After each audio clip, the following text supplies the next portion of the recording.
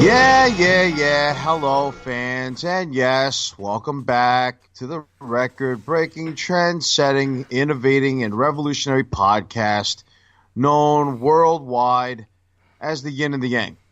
And unfortunately, this show is powered by the More of the Same network in association with, unfortunately, anti-USW Productions. And much to my dismay, I am the former two-time USW heavyweight champion Anthony Chu, a.k.a. Chuzo, blah, blah, blah, blah, blah. You know what? I'm sorry, fans. I'm not going to go through this bullshit today. I'm not playing any intro music. I'm not rhyming any goddamn thing for my co-host, my cohort, whatever you want to call him. I don't care if he's the owner. I don't care if he's the guru. I don't care if he's the king. I don't care if he's the master of this network here. I'm not glorifying jack squat. Because quite frankly, I am not a happy camper. If you haven't heard, if you haven't listened to what's transpired in the last 2 weeks, I am pissed. I'm pissed at everybody. I'm pissed at everybody between Larry. I'm pissed at the interns. I'm pissed at you, the fans. I'm pissed at the cops. I'm pissed at Notaro, whose name, after I cut an epic promo on him, will never be mentioned on this show ever again. As you could tell, I am not a happy camper. But before we get into that, let's bring out my co-host, okay? And I use that in huge air quotes.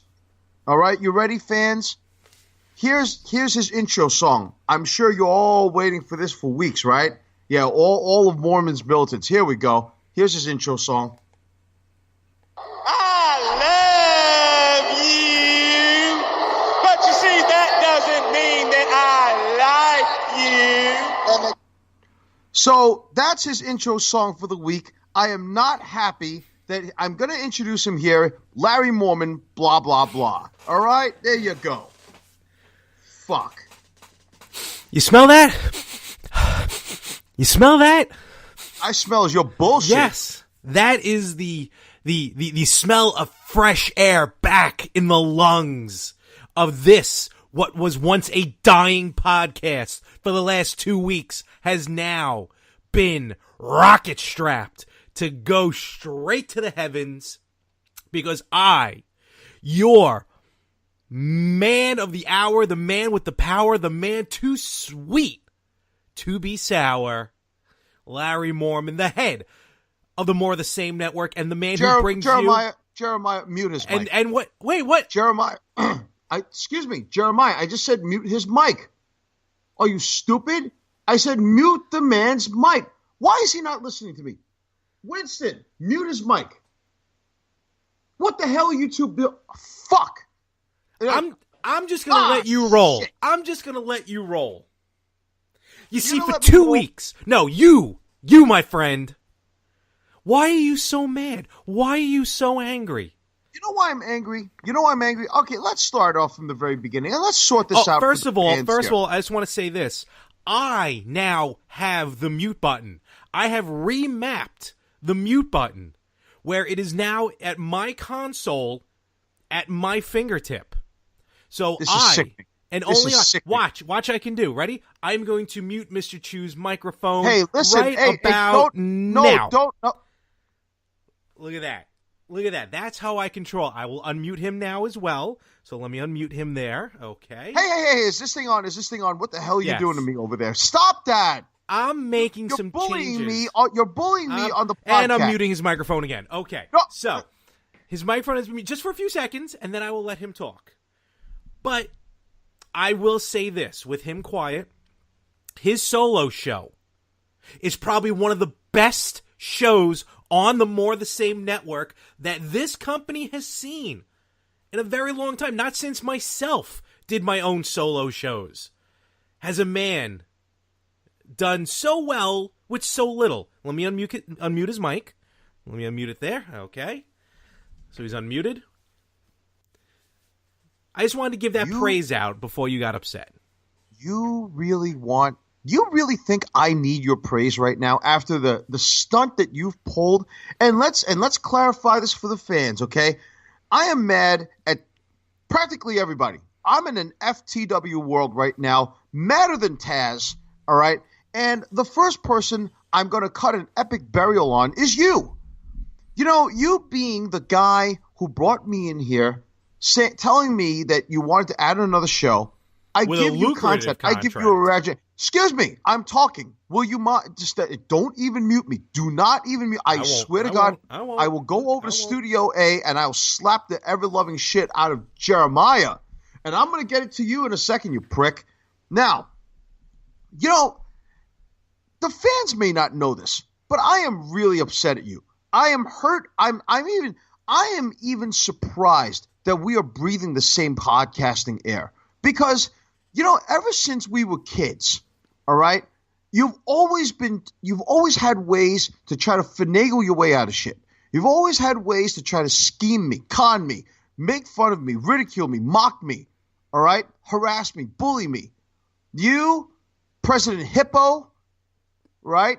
The other guy who sucks on a lollipop with a nightstick in the ring, we won't talk about him. He doesn't listen to my show anyway, so fuck him. All right? You got another one named Corky back there who lives in upstate New York. All right? I'm beginning to think Frank Messina's a saint right now. Right? You've always found a way to try to screw me over. Let's all the way from when we were kids. The first hangout we ever did, we ordered Burger King. We go to Rippo's house, right? You eat my fries. You eat half my burger. You leave me half the Whopper, all right? All of a sudden, and I know you're laughing back there. I know you want to laugh. You think this is a goddamn comedy show, right? How about when we went mini golfing, all right? You got so angry I beat you by a point. You finagled the card, and all of a sudden now you beat me by -2. How about the time when we went to college, all right, and I picked you up for USW? I know you were in school, but we were wrestling for USW. We were doing the tryouts. We were hungry. You didn't have the money, right? And I paid for your meal at McDonald's, and then all of a sudden you pull out 20s in your pocket, all right, telling me that it was for, quote-unquote, college tuition, right? Smoke another bong, buddy. Then, all right, as we're in McDonald's, you kept asking me to go get you stuff. I order a large fry. By the time I made the third trip, the fries were gone. And you told me that somebody else took them. Who the hell jacks fries anyway? They're cheap. All right? And then all of a sudden we get to the USW. You try to find a way to screw me over. You make me look stupid in the audition tape. I nearly didn't even get into the Federation. All right?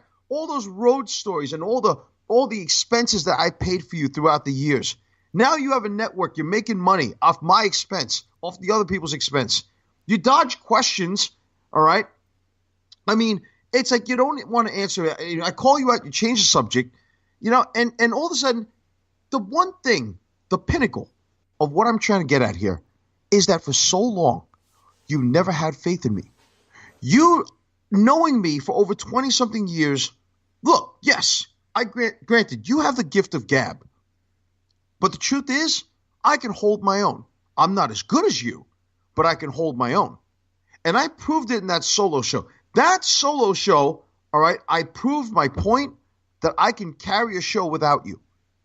And all of a sudden now, I said I wanted a new co-host, all right, and you had to come in and sabotage that. Like you've sabotaged everything else in our friendship for the last 25 years.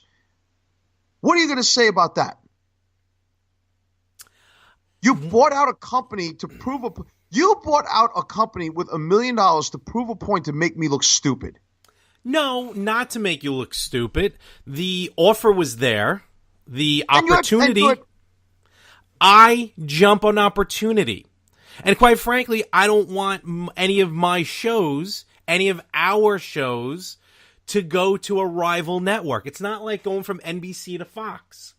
This is something that has to stay here at the More the Same network. Now, granted, I signed Mr. Notaro to a lucrative contract here at the More the Same network. But, listen, you got a bump in pay. I haven't seen one check yet. It's a little backlogged. The last time you sent me a check, it bounced. It's backlogged. We're working that out.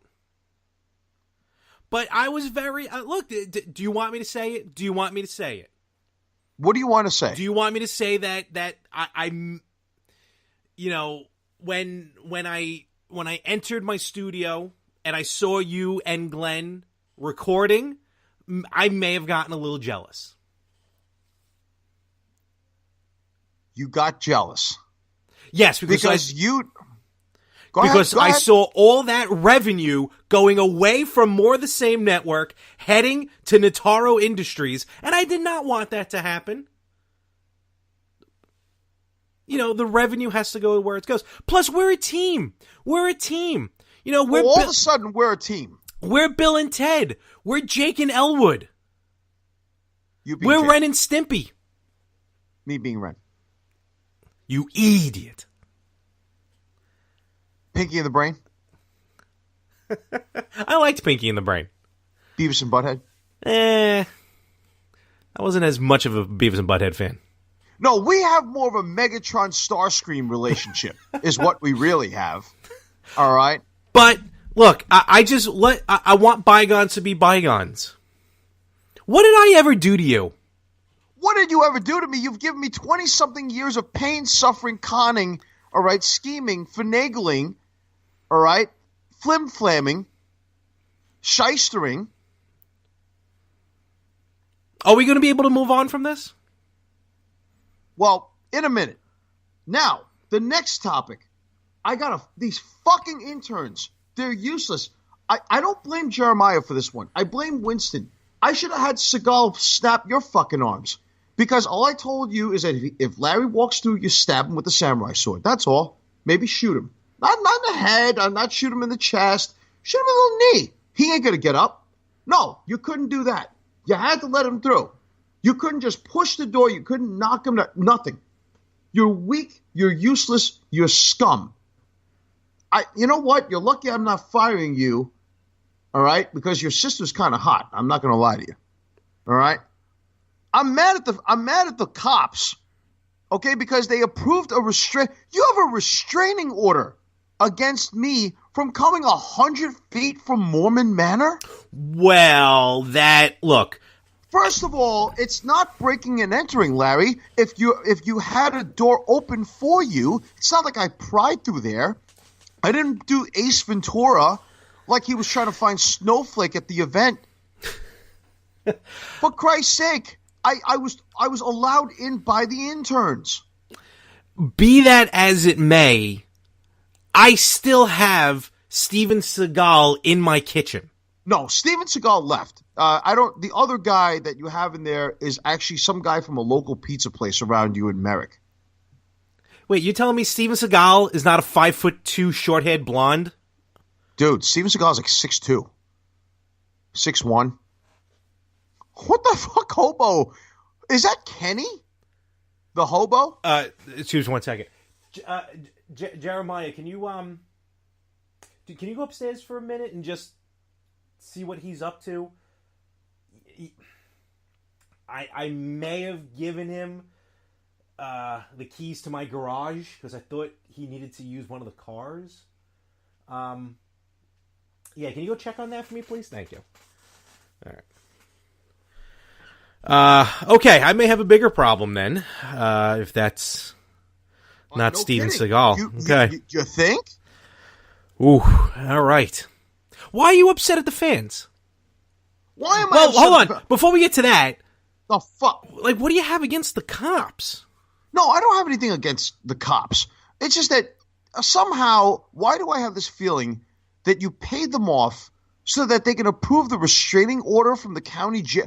Look, I can't come 100 feet away from near Mormon Manor. Are you kidding me? If we're friends and we're supposed to be a team and we're supposed to make bygones be bygones and put everything aside, why do I have a restraining order?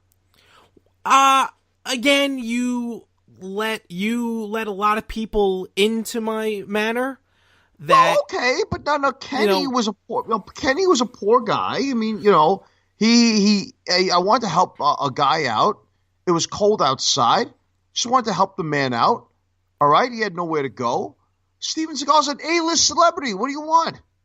Okay, Agreed. So he broke Ensign's arms and legs. Who gives a shit? And I'm still trying to get that out of the rug. Well, this is an expensive Persian. So okay. Well, I didn't realize that. But look, we can still hang out. I can come to you. No, how about you lift the restraining order? And then we do have. Whoa. What does that mean? Look, we have Skype. So we can always hang out like that. Oh, we're getting cheap on that. What are you cutting corners for the network now? I wouldn't say that, but for God's sake. Look.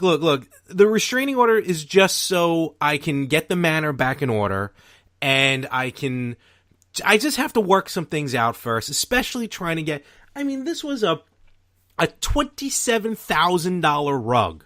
You play golf with the chief of police there in your township. Really? Come on. So who else are you upset at? I don't understand. I'm upset at the fans. How could that's our bread and butter? Why am I upset at the fans? Because you know what? Okay, now allow me to clarify something. I'm pissed off because when you challenged me to do a solo show because you didn't think I had what it takes to do it, what happened was we negotiated. It's not handshake. We negotiated. It's not that I didn't think you had it. I just told you it was tough. Oh, no, brother. You didn't think I could do it. You said it was tough and you didn't think I could do it. So I said, all right, we verbally and orally. Oh, okay. What? That was a little. Orally. Cut that part out. Orally. Oh, I'm sorry. What? No. We did a verbal handshake, and we basically said that for me to prove it to you, I said 100 listeners. Am I correct? From all sources. Yeah, this is true. Whether it be Spreaker, YouTube, Stitcher, podcast.com, iTunes, whatever. Okay? Where the hell were Choose Commandos? Where the hell were... No, I'm blaming the Commandos. I'm not blaming the militants. I'm not blaming that assholes are generals. I'm blaming Choose Commandos. Where were you guys and gals out there? On that episode, I busted my ass, all right, to put on an amazing show. I brought an A-list celebrity. I'm helping people out in the community. And the thanks I get, I think it reached 100 listeners. You know how many I got, Larry? How many? 67. Okay. 67 listeners. Larry, we were 33 listeners away. You're telling me that out there we've reached 62% of Ireland. We've reached almost 42% of England. We've reached at least about 50 million people in the United States. You're telling me you couldn't get 33 more commandos to listen to the show. 33 more. 34 just to break the record for good measure. No. Where the hell was everybody for an entire week? I am pissed.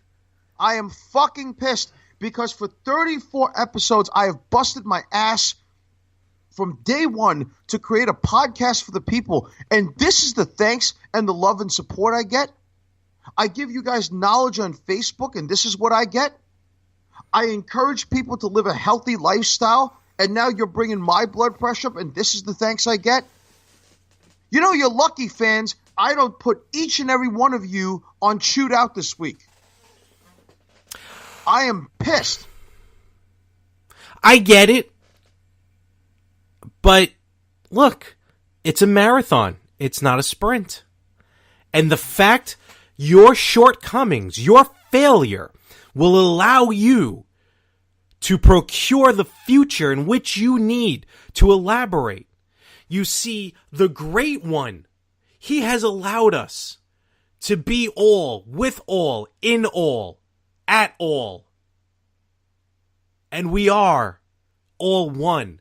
The yin and the yang, the master and the apprentice. The alpha and the omega. The Naito and the Jericho. You see, all of these are needed in life. For those who seek wisdom, actually is wisdom. And wisdom is wise, and it is not dumb. So that's why we do what we do. And that's why you need... Are you having an Ultimate Warrior moment? At what point in this epic promo are you just going to say, I will beat your ass when the moon and the stars and the planets align? I don't know what you're talking about. I don't know what you're talking about. I am trying. Are you now? Am I the yin and are you the yang? I don't know, man. I don't know. You know, all I know is that I got one more thing to say about this topic, and let's just move the living hell on away from this. Notaro. Notaro. Glenn Notaro. Great, wise businessman. You sell out son of a bitch. You sold out one of your closest friends for money. You know what you did to me? You Tatankaed me. When Tatanka sold out to the $1 Million Man. You basically betrayed me. You were the Seth Rollins in the Shield. You were the Rick Martel of Strikeforce.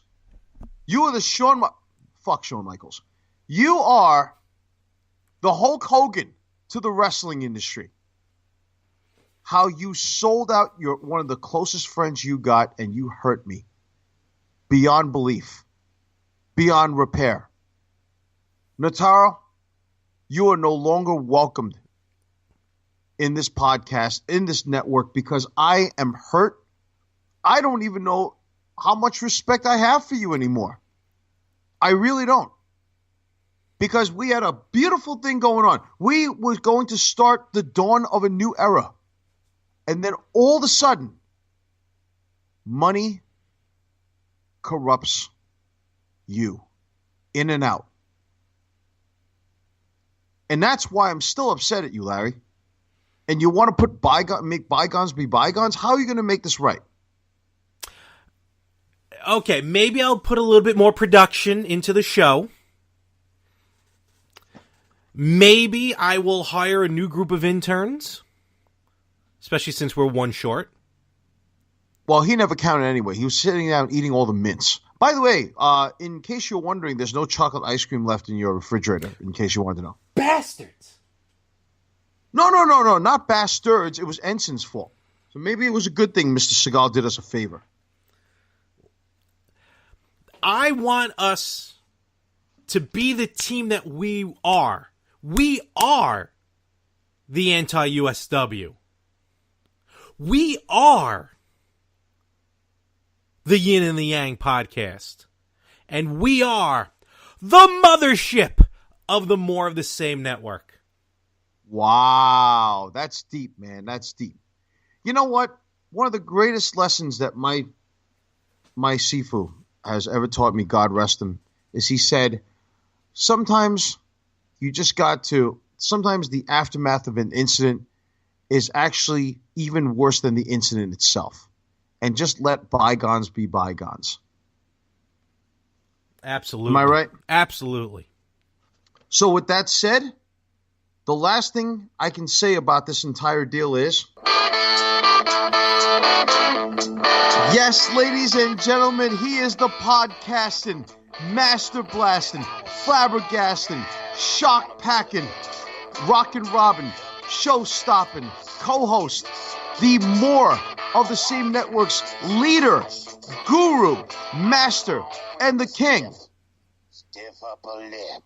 Ladies and gentlemen, he is my co-host, Mr. Co-host to you. He is Larry All In Mormon. Now that, my friend, is an introduction. Are we back? Baby. Are we back? Oh, we are back. We're back, baby. The boys are back in town. That is not the tune, but all right. You're a little off key.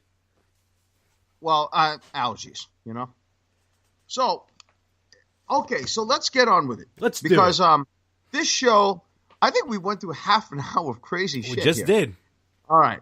So the very first thing I want to address, and I know I'm a little late for this, but with the solo show, and then with the persons whose name who will be Chris Benoit on this network now. Who will be? I refuse to mention his name now for selling me out as his friend. With all that going on, we got to give our respects here on behalf of the entire crew of the Yin and the Yang to the recent passing of the father of American Taekwondo. He's a pioneer of the art of Taekwondo, Mr. Jun Rhee. So for those of you who don't know who Jun Rhee is, obviously he's a Taekwondo master, as I just mentioned. Jun Rhee is very, very well known in the martial arts world for a particular reason. One of the things that he's credited for is the teaching to Bruce Lee of how to kick. Really? Bruce really, yes, he really was not very good at kicking, and Jun Rhee helped him out greatly. And also at the same time, he's one of the very first people. Another distinction is that he's one of the very first people to introduce Taekwondo to the United States when he arrived in the 1950s from Seoul, Korea. Okay. When he passed on, he was ranked 10th Dan, which is just unbelievable. You know, Nam Tae-hee was his sensei, was his teacher, and Nam Tae-hee in Korea is considered one of the pioneers of the art. At the same time, you know, he was born in 1932 during the Japanese occupation of the country, and he began training in martial arts at the age of 13. And he graduated from a branch of Taekwondo called Chungdo Kwan, which is quite well known. In the 1960s, he befriended a young Bruce Lee, and they exchanged knowledge. He also holds one other interesting distinction that many people don't know about. He actually taught Muhammad Ali a punch to use and how to pivot or angle his punches to gain accuracy and power. Really? It's something that many people don't know about Jun Rhee. And Jun Rhee had at one time in 1962 all the way to most recently before he passed on, he had 11 martial arts schools in the D.C. metro area. That is pretty serious. 11 schools? I just want one, and this man had 11. You know, he passed on at the end of last April in Arlington, Virginia, at the age of 86 years old. Now, one thing I saw that was very interesting was I've never met Jun Rhee, but I've seen a video of him on YouTube where he did a demonstration at the age of 66 years old. He did 100 push-ups. Wow. 100 push-ups, I think, in like a minute and a half or something. I can't even do 100 push-ups now, let alone probably 10 push-ups in a minute and a half. I could probably do in a minute and a half. I could probably do about 70 or 80 and I'll gas out. Mm-hmm. I mean, 100, and we're not talking about like those cheating ones where he goes halfway down and halfway up. Yeah. I'm talking about full chest to the ground and up. Wow. You know, 100 push-ups, that's insane.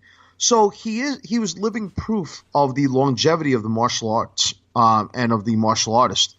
And he lived a very healthy lifestyle. One of the greatest things that I can say to you is that in 2000, Rhee was the only Korean American named amongst the 203 most recognized immigrants to the country by a National Immigrant Forum and the Immigration and Naturalization Services.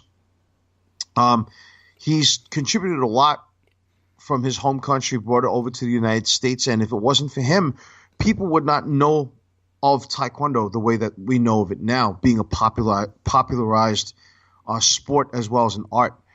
And I leave this topic with this. Master Jun Rhee once said that people who learn the physical aspect of martial arts with philosophy, that's very good. But there are people out there who learn the martial arts, the physical aspect of it, but have no philosophy and no theory. That's very, very dangerous. And I think that that's something that everybody should know, you know. So we here at the Yin and the Yang give our thoughts and prayers to Grandmaster Jun Rhee. So it's a pretty sad note, man. I know we don't live forever, but 86 is a pretty darn good age. That's not bad. That's not bad. Yeah, absolutely. He also, by the way, at one point was interviewed and asked, why does he keep a healthy lifestyle? He wants to live to 136, is what Junri once said. Wow. Well, he got pretty close. Yeah. So can't say no to that, right? Do you know that there's a World War II veteran by the name of Richard Overton? He's 112 years old, African-American gentleman, lives in Austin, Texas, and he served in World War II.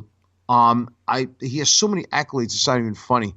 And the guy smokes cigars, he eats ice cream, Southern food, and he has a girlfriend. What? Yes, who's 91. Oh, he's robbing the cradle. And he can also drive. Oh, good Lord. Right? He can stand up with no assistance. He can walk with no assistance. That's pretty fucking awesome. That's, that's crazy. Yeah. God, imagine living that long. Hey, I think he's the oldest living World War II vet.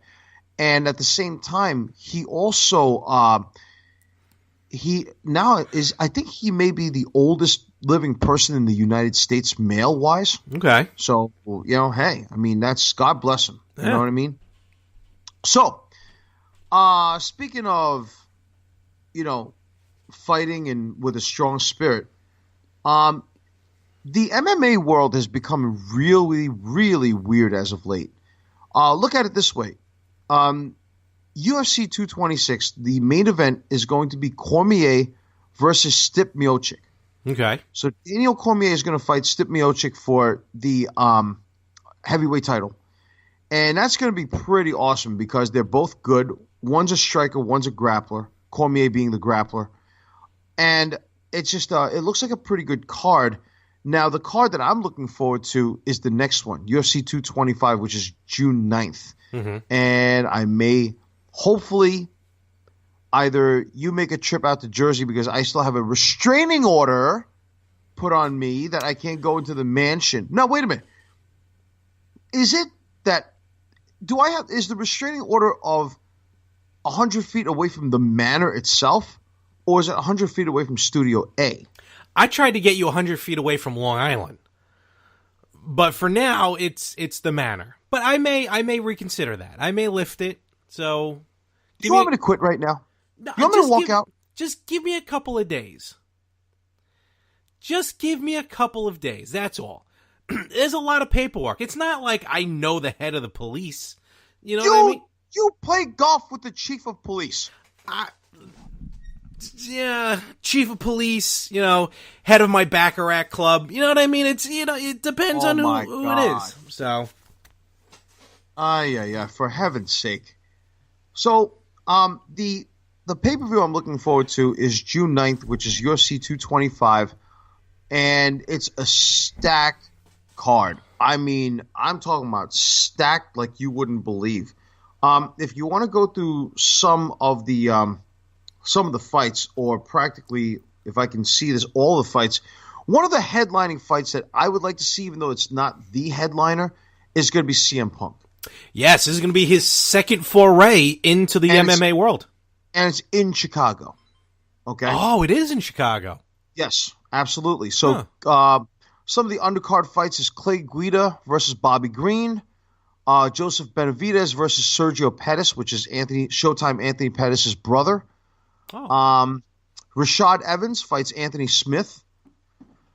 In middleweight, let's see here.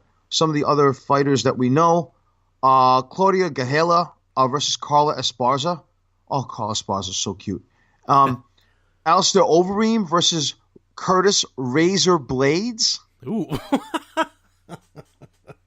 Yo, man. Yeah, right. CM Punk versus Mike the Truth Jackson.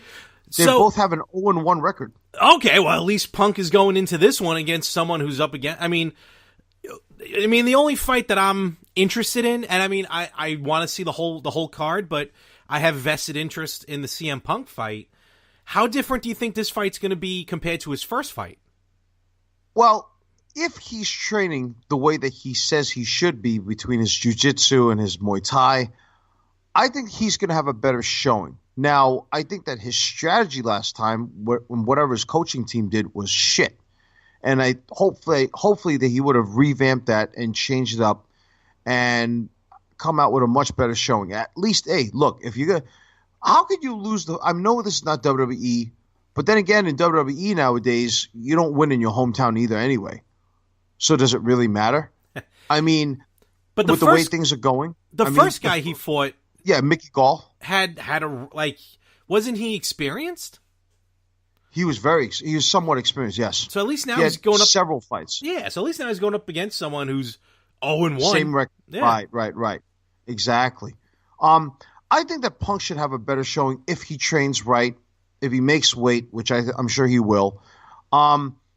He needs to work on his defensive game, his ground defense, his striking defense. He's got to learn how to really hit. I mean, when it counts. I think his last camp was just horrible, man. That's just me. Hopefully, he doesn't walk out with the same camp. You know. So, I mean, I think that his fight is not going to be the main event. It's going to be absolutely not. Like in the middle of the card. It'll be in the pay-per-view because it's his name and he draws. Yeah. I wonder if he's going to come out with Cult of Personality. That's what I want to know. Did he last time? I don't remember. I don't remember either. All right. Well, we'll have to wait and see. Again, I didn't see the fight live that time. Yeah, I was very drunk when I saw it. Oh, okay. The other fights on the card. Andrei Arlovsky fights Tai Tuivasa, the guy that was in Australia. He's a native Australian who drank beer off a guy's shoe. That's disgusting. Holly Holm fights Megan Anderson. Oh, really? Holly Holm's fighting. Okay. Yep. Rafael Dos Anjos fights Colby Covington. That's supposed to be a good fight. And the main event is Robert the Reaper Whittaker, who's now the interim middleweight champion. He fights Yoel Soldier of God Romero. Oh, boy.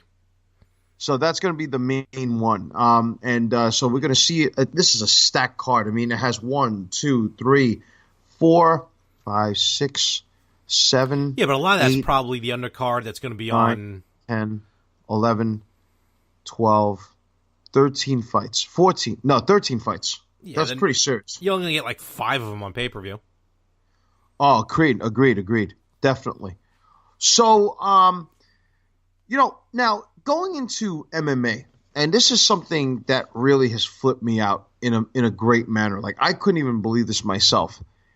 It seems as though everybody and their mother after Bellator 199 has some medical suspension. Everybody from the featherweight prospect Aaron Pico to heavyweight veteran Czech Congo. I mean, listen. There are a list of 7 fighters to be issued a potential 6-month medical suspension, right? In the aftermath of Bellator 199. California State Athletic Commission released the event's finalized suspension list. So listen to this. Aaron Pico requires an x-ray and a doctor's clearance on probable left-hand fracture or suspended 180 days. Czech Congo needs doctor's clearance on a probable left distal fibula fracture or suspended 180 days. Is that what it is? Yeah. Oh, okay. I mean, it's like Malcolm Hill, Janae Harding, Jordan Williams, Hugo Legion, Dominic Summer, Brandon Hester. I mean, it's like everybody. King Mo, Muhammad Lolo, suspended 45 days, no contest, 30 days to no contact due to a knockout. But, all right. You know what? To be honest with you, going into this, I thought... Ryan Bader suspended 7 days. John Fitch suspended 7 days. Paul Daly suspended 7 days. Well, what's a week in MMA? Yeah, that's true. But honestly, I thought going into this, I thought you meant like drug or performance enhancers or anything. I mean, these all sound like legit injuries, which these guys should be taking off anyway. Right, exactly. I mean, after that, all right, it's a little different than what I was expecting. All right. Well, okay, I'm sorry. I'm sorry, I didn't mean to drop the ball. No, it's not that. I just meant I'm glad to hear that it's not because of like steroids or something like that. Oh, okay. Yeah. Sure. Now listen to this. The payoff for Bellator 199. And this is interesting. A trio of heavyweight fighters led the disclosed payroll to the Bellator 199 pay-per-view, each earning $150,000 for their respective performances this past weekend. So Ryan Bader, King Mo, and Czech Congo cashed in $150,000 paydays. It's not bad. I'll take a punch in the face for that. Dude, King Mo fucking lasted 39 seconds and got $150,000 for it. Right? That's pretty interesting. That's not bad at all. John Fitch earned $120,000 for his Bellator debut against Paul Daly, who lost the fight and got $30,000. Right? Mm-hmm. So basically, and now this is how cheap, and I'm beginning to think sometimes that Scott Coker took lessons from the Larry Mormon School of Business, because he doesn't give his main event talent any bonuses, just like you don't give this star in your network a bonus either. Ryan Bader gets $150,000 with no bonus, and Muhammad Lowell gets $150,000. John Fitch gets $60,000 base salary plus $60,000 for the win. Okay, Aaron Pico gets $35,000 plus $35,000 with a win, but that's basically normal within that world. Okay. You know, Czech Congo, no win bonus. It's like, what the living hell is going on here? You know, nobody else got any type of bonus. This is stupid. Well, you know, you got to perform to earn. I performed to earn? What have I gotten? You performed all right. I've seen what you've done. I am not impressed. What do you mean? Are you aware that episode 32 and 33 got the highest ratings in a long time in our network? That wasn't you in the video with the donkey, the battery, and the dwarf. Whoa. I'm looking at the wrong thing. I'm sorry. Listen, we're not on the better half right now. I don't know what you're talking about. Now, speaking of snakes in the grass, Larry. What? Allow me to branch into the movie world. And on YouTube Red, we reviewed last week with the other guy, co-host X, as he shall now be referred to as. We reviewed episode 3 and 4. So now, Cobra Kai, episode 5 and 6. Now, for me, okay, I think one of the main things that made Cobra Kai work and the Karate Kid franchise is Mr. Miyagi. So in episode 5, I would consider the peak of the storyline amongst the 10 episodes, because episode 5 really meant a lot. So now, Johnny Lawrence is still looking for redemption. He's still looking for students for the Cobra Kai dojo. And he's teaching this one kid, and this kid, Miguel, is being bullied. And this kid, Miguel, is defending the honor of this girl who actually just so happens to be Daniel LaRusso's daughter, right? Mm-hmm. So he has an interest in her. But he just never got to speak to her because she was actually going out with the bully that was bullying him. So she found out that he was a bully, and one day they went to the movies and he kept trying to sexually assault her.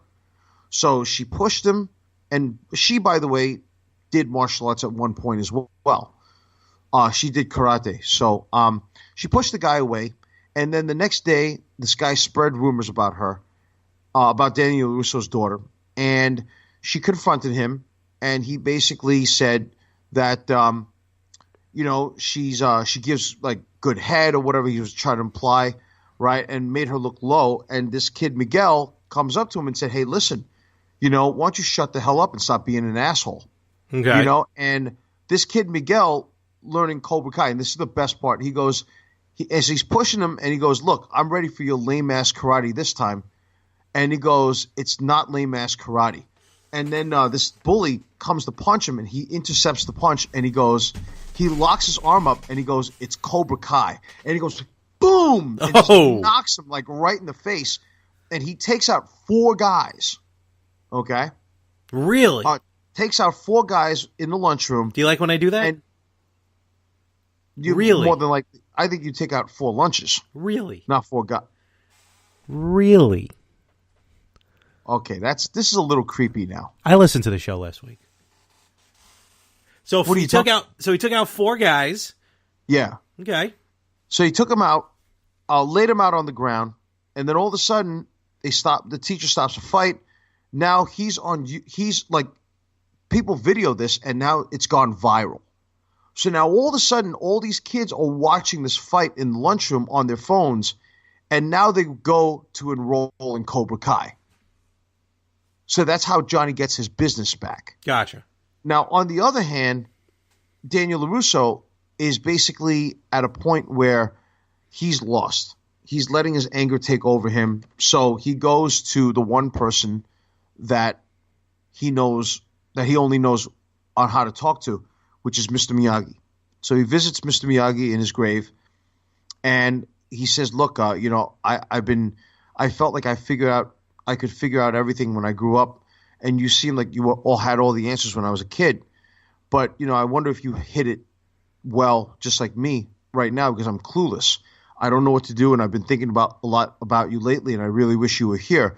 And you can see that Daniel almost wants to cry, and he's trimming this bush. That's it's kind of like a mini bonsai tree next to Mr. Miyagi's tombstone, Okay. his headstone, and he gets up and he bows, and he still feels like he's just doesn't know what to do. His anger's taken over him. He sits in his car, and as he's about to turn on the ignition, you hear Daniel-san, and all of a sudden he looks at the grave, and he flashes back. It's almost as if it flashes back to this one scene where Mr. Miyagi said to him when he was a kid, "Do you remember the lesson about balance?" And he goes, "Yeah." And this is a flashback scene. And he says, "Well, lesson not just karate only, lesson for whole life. Whole life have balance.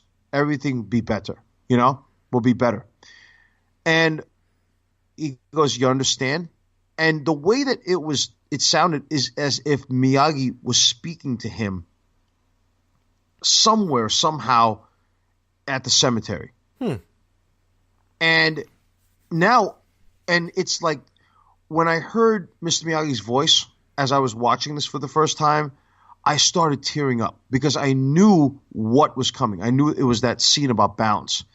And it speaks to a lot of people because a lot of people may not have balance right now, and they're trying to find a way to gain it back. And Daniel said, no. He goes, "I do understand." So what does he do? He goes home. He takes a personal day from his dealership because, he's the boss. He does what he wants. Right, Larry? Right? I can equate to that, yeah. I'm sure you can. And he cleans out this room in his massive house, and he restores his dojo back. And it's like you hear the Karate Kid's theme music as he puts on, the well-known original karate headband, and you see him doing kata, and so it basically means that Daniel got his groove back, That's episode 5. Now you have episode 6, and it's a continuation. And in a way, in this one, it kind of makes Daniel look like the bad guy because he's trying to sabotage Johnny's Cobra Kai dojo. He doesn't want to see it there. A lot of it concentrates on how Daniel meets Johnny Lawrence's kid. So Johnny has this son who's a teenage kid, reckless, misguided. The mother doesn't care about him. And it's a reflection because within episode 6, it shows Johnny's backstory. He comes from money, but he's also has a rich stepfather who hated him, bullied him, made him look like shit. And his whole life, the only escape that he knew how, and his mother cared about him, but couldn't do anything. She was weak, Mm-hmm. So his whole life as a kid, all Johnny wanted to see is he saw redemption in Cobra Kai. And that's why he became one of them. So he got his rich stepfather to pay for the Cobra Kai karate lessons. And that's where you meet Kreese. And like through flashbacks. And that's how, and so it shows you a backstory. So there's good character development. And while this is happening, Daniel's getting his life back together, and he befriends Johnny Lawrence's son, who basically wants to work for Daniel and his dealership so that he can get back at his dad, Johnny. Okay. So there's a lot of reasons, and then so we're going to review episodes 7 and 8. If you guys have anything to say about this, hit us up on Facebook or try to get to us over at yinandyangpodcast at gmail.com. Yinandyangpodcast at gmail.com. Now, Larry, I would suggest you to check it out if you haven't yet. The first 2 episodes are free on YouTube. You know that, right? Oh, okay. I'll check out. I know a couple of people who have pretty much already binge watched the entire series, the entire season. With my brother, yeah. Yeah, that's what it's the new thing nowadays. It's 10 half-an-hour episodes. Yeah, it's easy to do. Did the free, if you never signed up for it, you can actually do the free subscription, the free trial, I should say, of YouTube TV, YouTube Red. Binge watch the series and then, cancel. Right. But I'll give it a shot. I'll certainly give it a shot.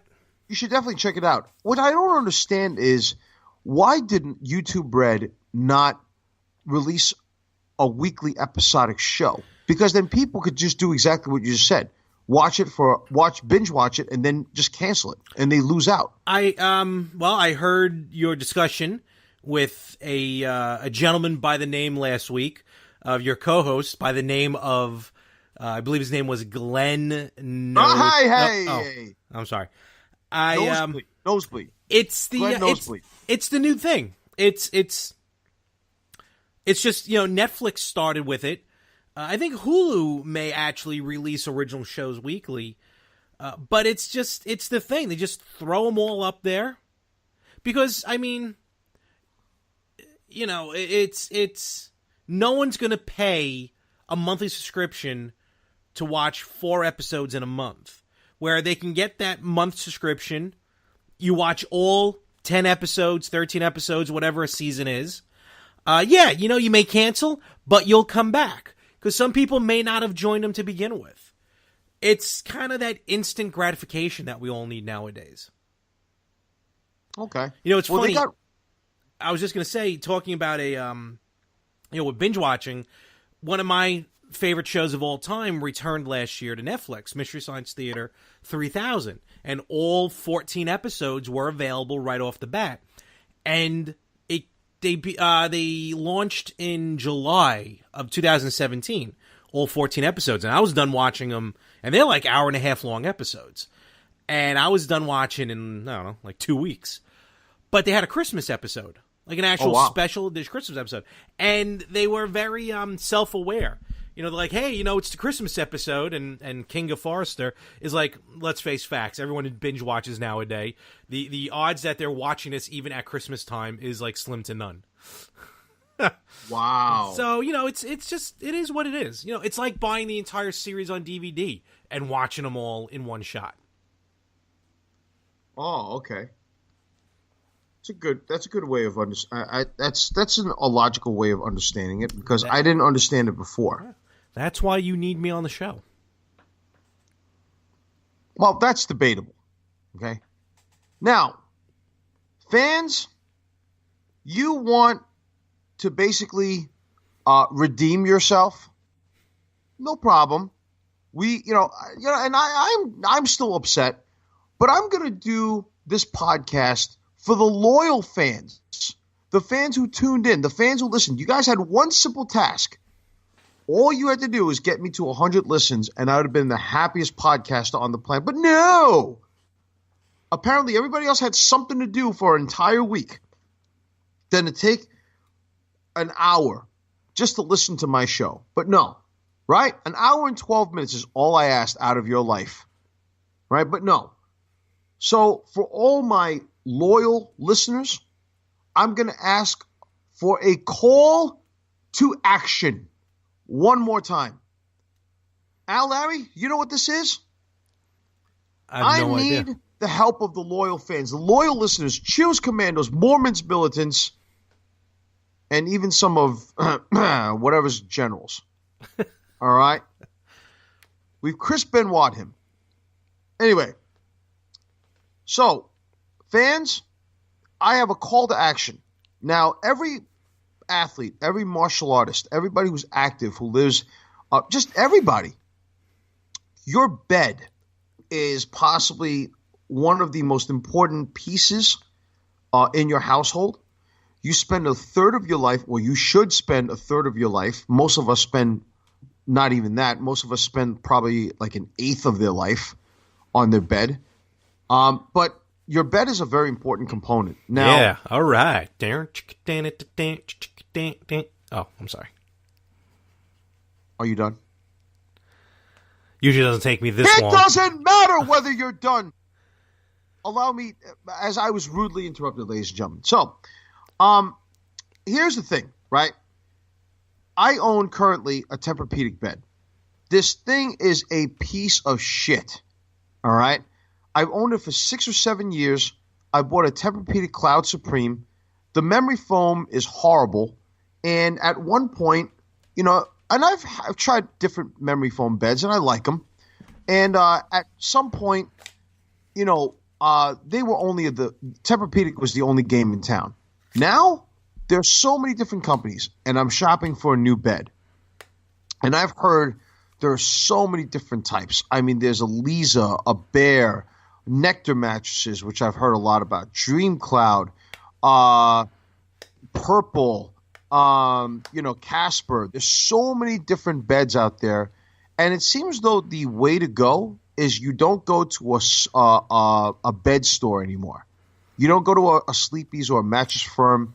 What you do is you order the bed on the computer, and it comes to you, and you cut it open, you place it on a foundation, and it springs up, like it expands, right?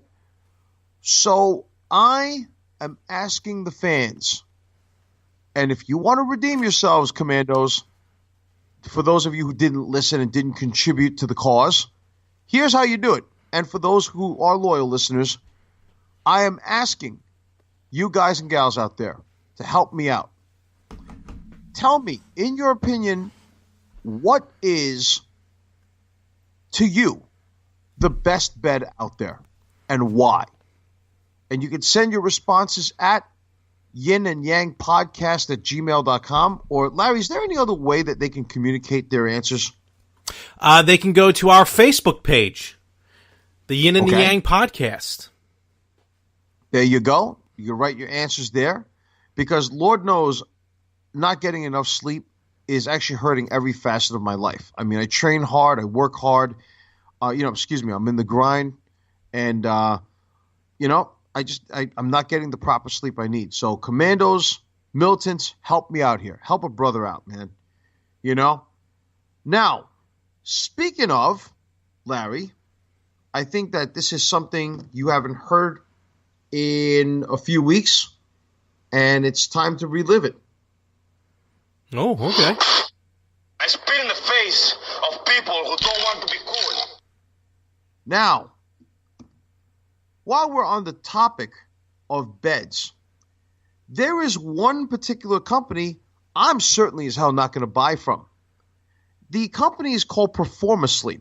Now, if you listen to this company, okay, the company basically is building apparently a bed, or has a mattress out that is tuned and specifically catered for professional athletes, or for people who live an active lifestyle. Okay. And they say it's supposed to alleviate pain and stress and all this other stuff. And I really, really had, a good, I really had a vested interest in buying this bed. And I wanted to buy a queen or a king sized. And it's almost $1,000 for the mattress, right? Then you had to buy a foundation, which is about $200-$300. And I was really, really into it. I really wanted to buy this thing. But then there are so many companies out there. And the reason why I need the fans' help is because every company out there who puts out an ad, whether it be on social media, whether it be on the computer or YouTube or anything like that, they all boast you're going to get the best sleep of your life. Well, which one does provide it?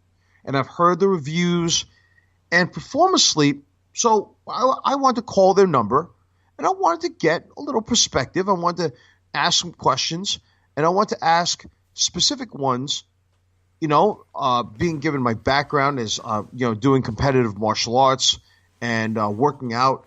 I live a pretty active lifestyle, and I call them, leave them one voicemail. They don't call me back. 2 days later, call them back, leave another voicemail, nothing. 3 days later, I call them back. I leave a voicemail, nothing. Now I'm pissed.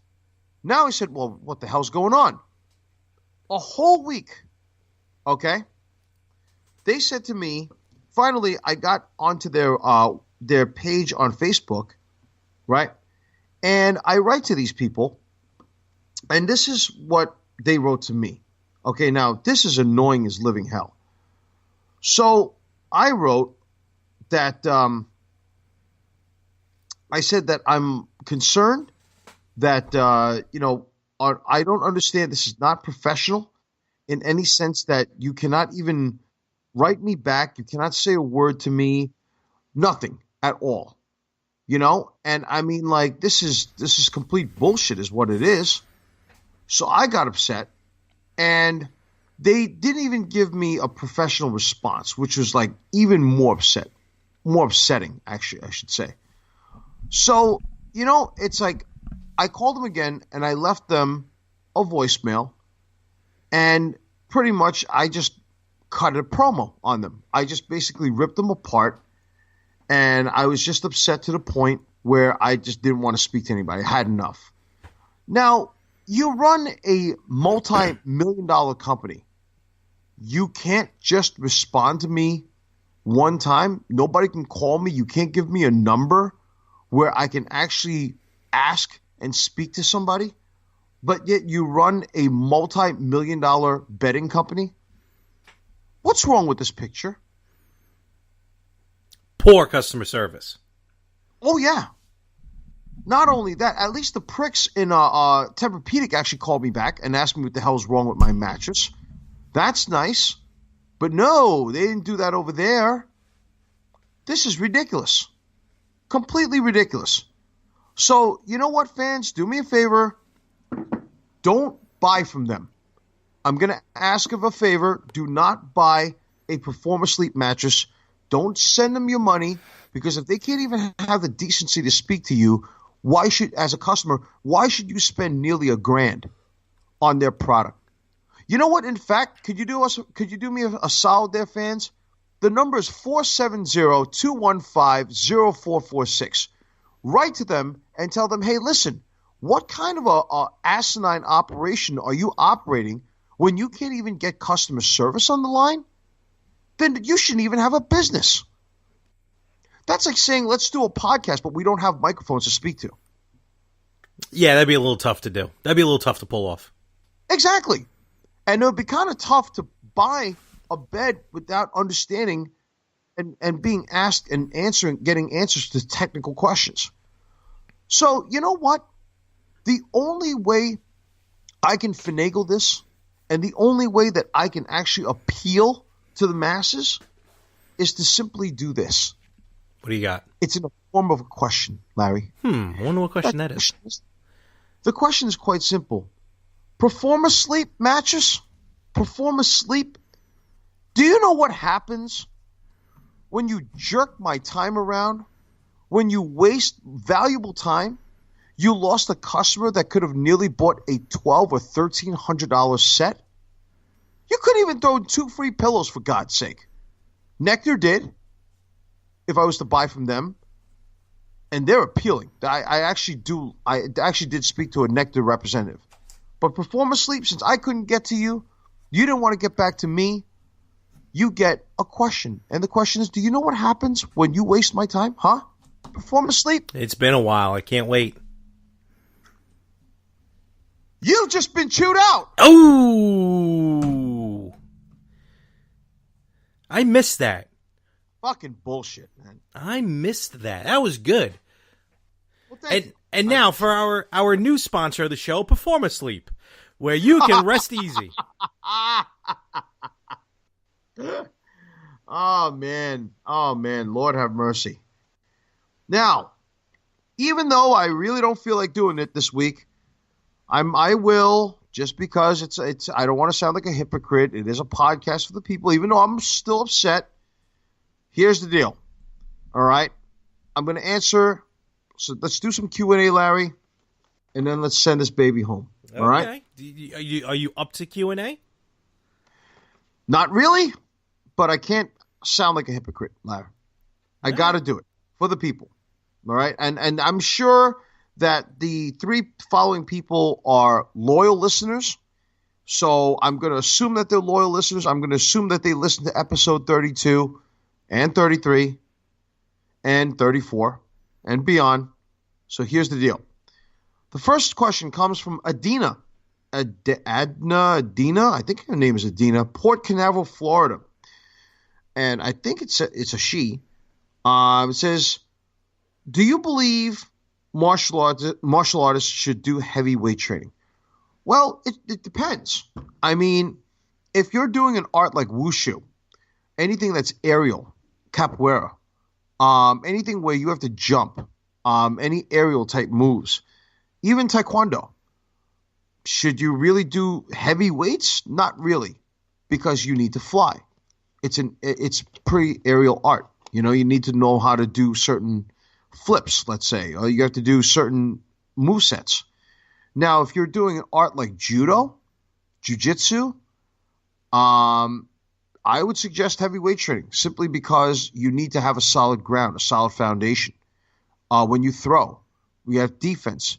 That strength is going to come in handy. But I suggest that no matter what art you do, cardio is key. You're going to need the endurance. So I think you should concentrate more on cardio as opposed to heavy weight training. And that's only for selective arts, which are like grappling arts and things like that, because you're going to need that. Wrestling, pancration, things like that, you know. The second question comes from Dante in Salt Lake City, Utah. Hey, Dante, I kind of wonder if there's a peak in Salt Lake City, Utah called Dante's Peak. Oh, terrible. Leave the jokes to me. Okay. All right. It says here, now listen to this question. Hey, Ant, what's up? I saw you a while back competing in Washington, D.C. in the Wong tournament, the quote-unquote Wong tournament. It's held by, I forgot the person's name, and that's literally what he wrote. You protested the Wing Chun competition even though you placed second in forms competition. Can I ask, what was the story behind the controversy, and why do so many schools compete in this tournament? Okay. So here's the deal, all right? There's a tournament every year. It's held by, originally it was called the Wong people. They do an art called Jiao Ga, which is a pretty cool Chinese art. It's a very good art, not dismissing or dissing the art at all. I have a lot of respect for the practitioners. But this guy, forgot his first name, his last name is Wong. He organizes this tournament in a hotel in a huge ballroom area. And he has different arts. He has sparring, he has weapons. He has different competitions. But I personally think that this tournament, is politically biased. I mean, explain to me how within a tournament you're judging a Wing Chun competition. Now, Wing Chun is known for a drill or an art called Chi Sao that we do, which is called sticking hand. So it trains our sensitivity, our reaction time, and that's the measuring stick for Wing Chun practitioners. Now, how can you have the sifus or the senseis, the sifus of their judging their own students in competition? Well, do you really think that they're going to be against their student? Of course they're going to want their student to win, because they're going to want their student to represent the school and win. Then again, if they're not judging their students, if they're not part of the judges in the Chi Sao competition, the Chi Sao there is not even Chi Sao. It's a brawl. There's a sophisticated style, a way of doing the Chi Sao drill. It's never meant for competition to begin with. And the way I saw it is that they were there to slap and punch each other. That's not Chisao, folks. And on top of that, the judges that they got were basically people who don't even practice Wing Chun.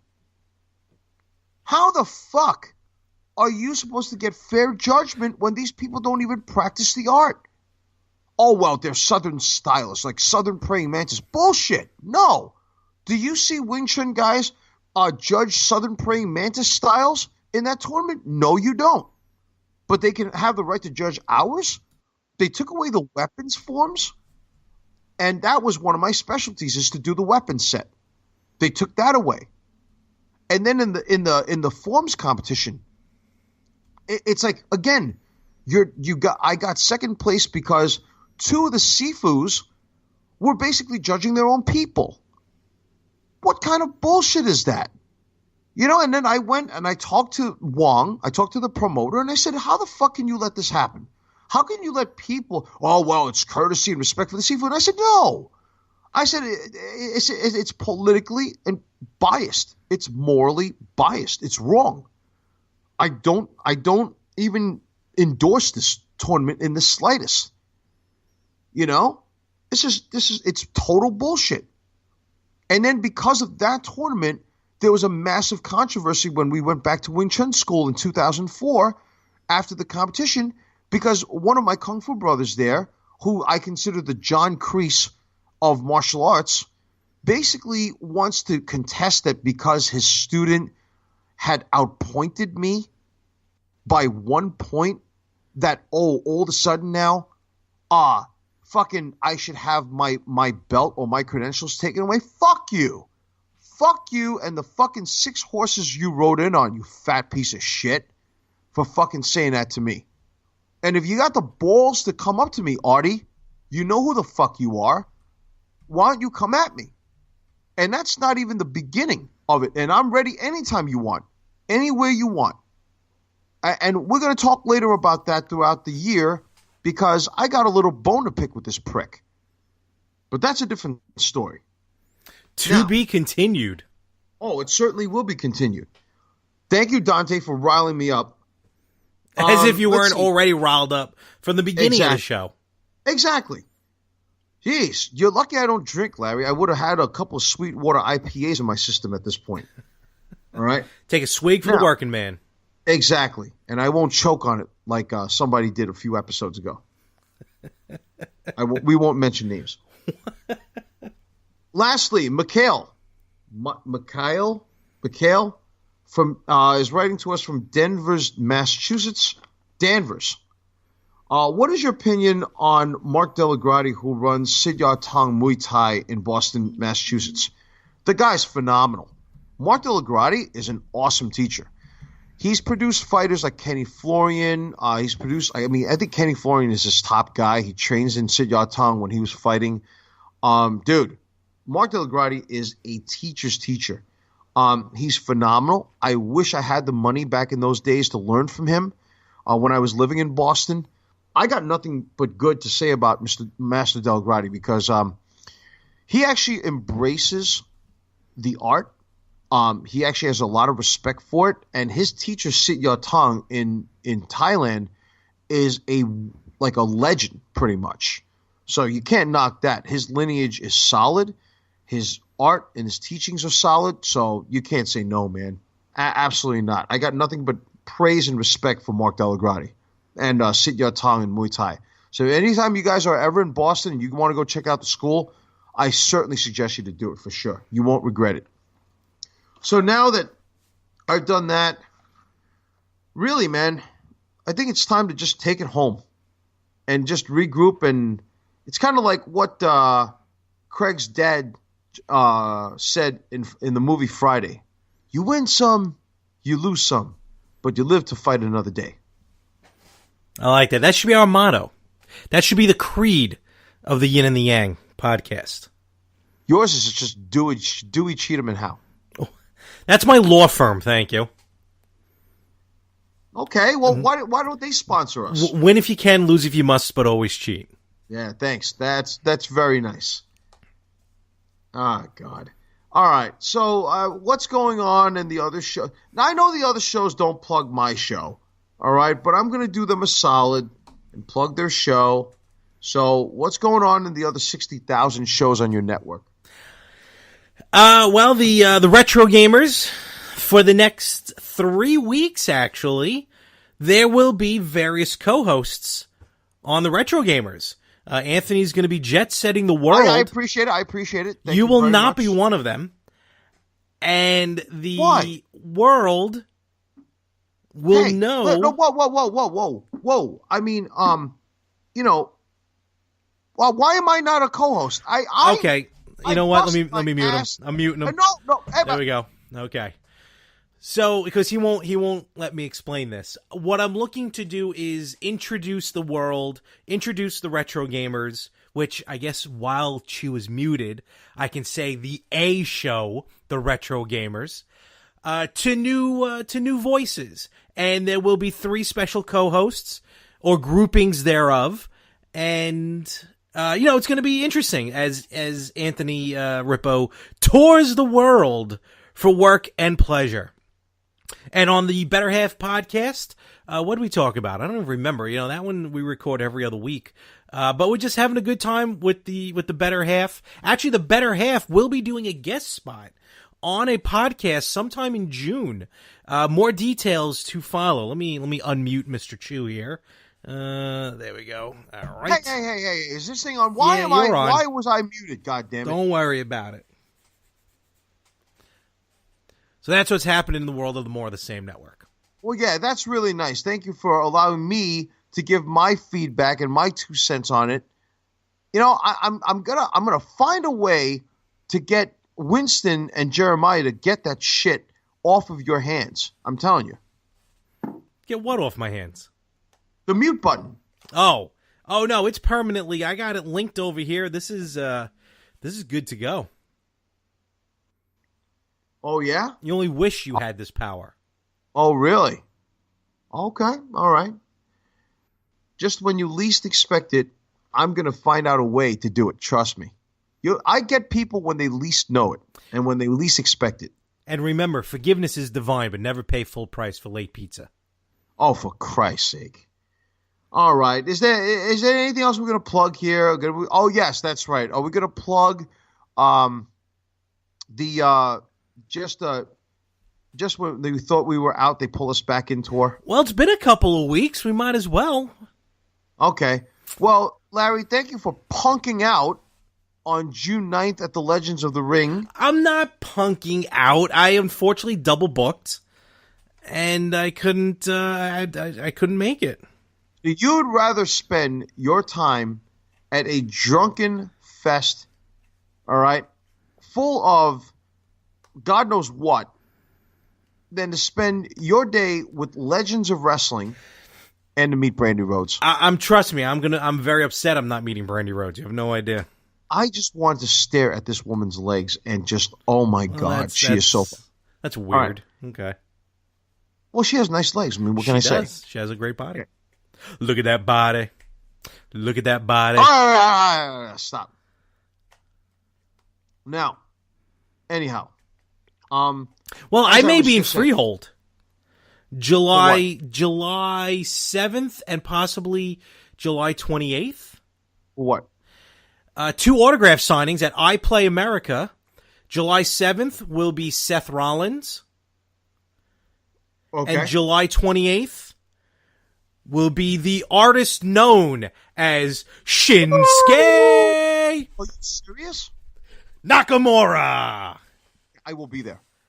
I will be there. Yeah, it's as simple as that. You're going to, I will be. You want to go to Nakamura? Yes. I'll go. Oh, God. Does this mean we actually have to interact with one another? Kinshasa.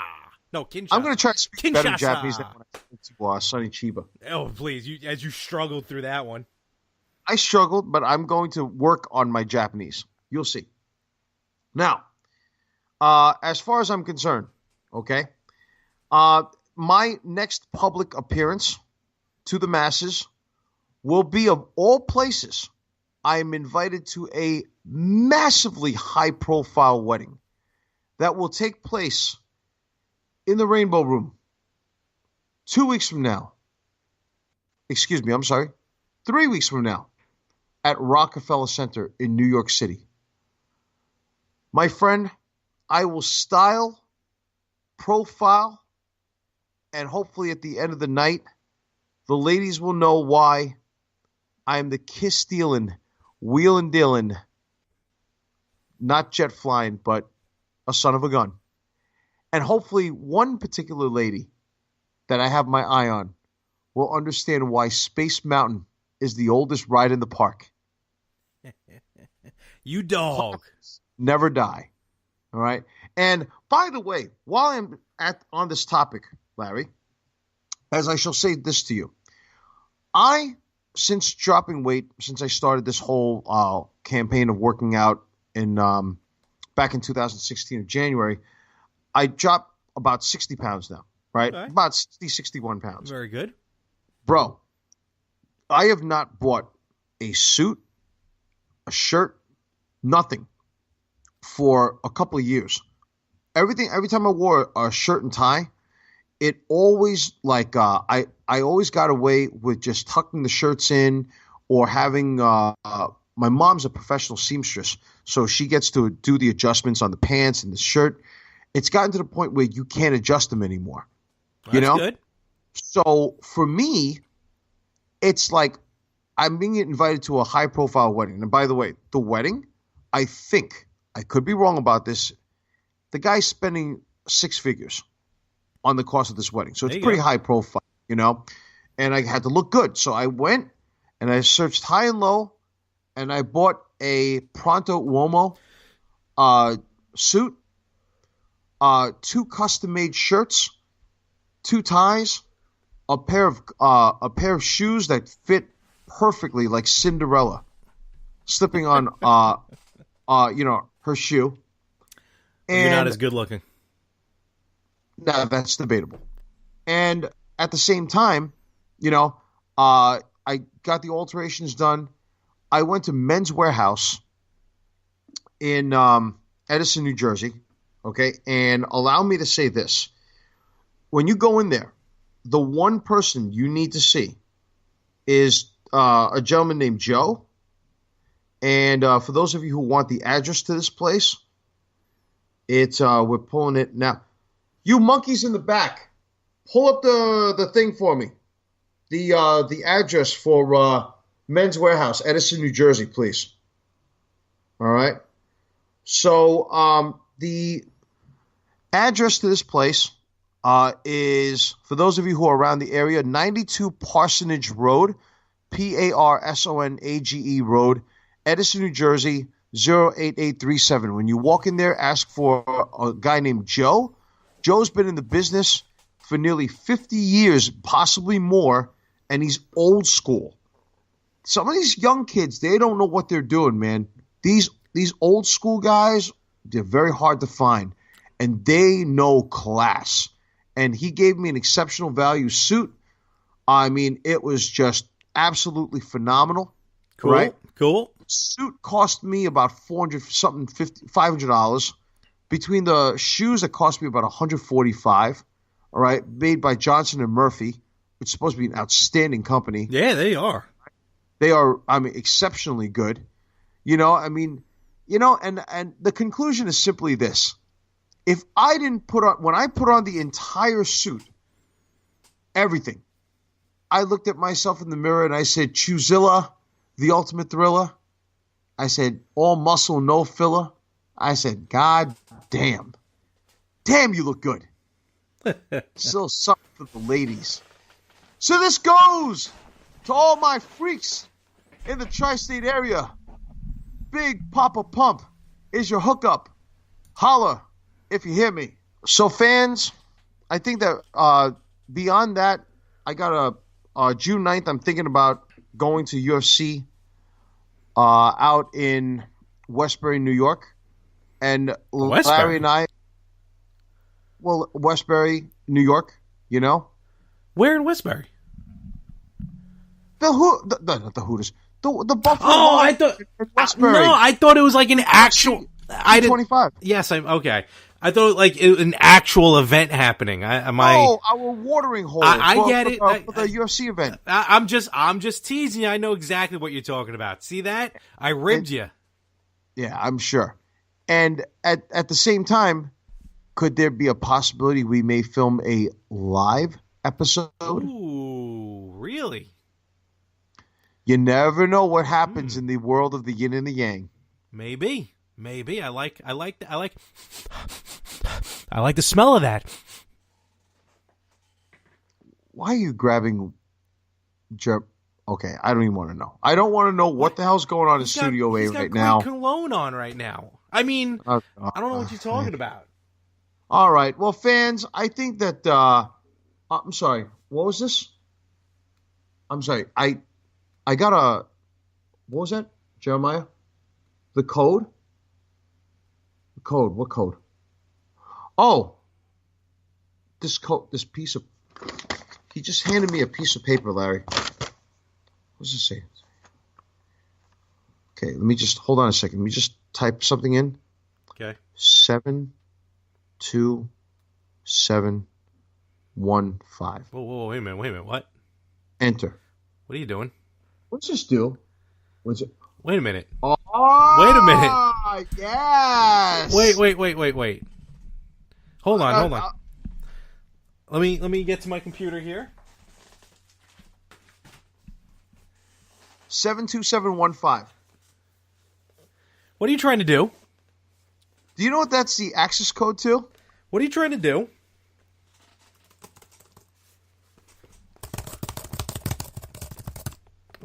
Oh. Larry? Yeah?